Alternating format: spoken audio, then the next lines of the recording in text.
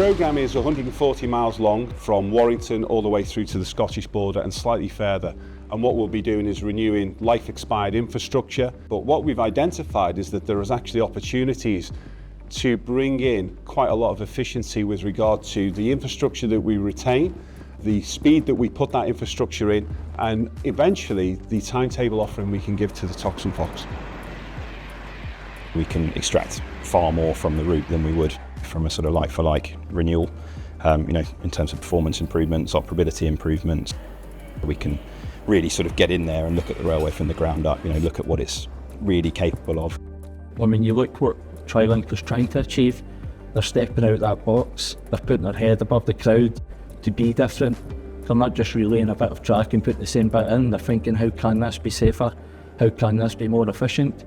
The money for Trilink initially turns up in control period 7, and then we'll be looking to develop and deliver continuously through CP7, 8 and 9. The technology we're going to deploy on the Trilink programme is digital signalling. That's using a system called ETCS. It's an in-cab signalling system, which means the movement authority is provided to the driver directly in cab. So a lot of benefits to ETCS. The primary one, I guess, is safety. It will continuously supervise the speed and distance of the train as it travels along.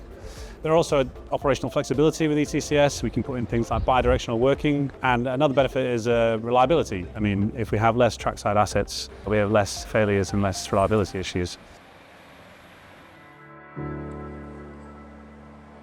Trilink's a really important investment for our customers and the communities that we serve. It's a fantastic opportunity for us to make the West Coast Main Line more reliable, more resilient, and most critically, increasing the capacity and improving the speed of journeys up and down the line. This will be a game changer. We should be able to reduce the amount of delays on the West Coast Main Line North quite significantly. The West Coast Main Line has been predominantly freight. It is the gateway from Crewe to Glasgow. Introducing ETCS and Trilink is just going to see the benefits across the freight industry. Longer, faster trains.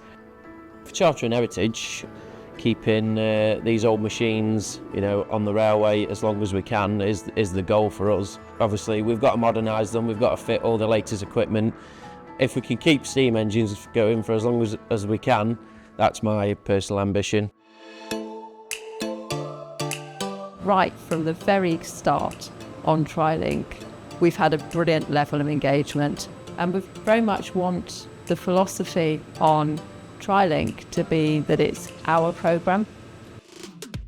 I think the fact that it is going to be a stakeholder-led programme is going to be absolutely fantastic, in the fact that we will be able to convey what we need as a business and as an industry. Because we all vary, so ultimately if we're all working together, that's going to be a positive.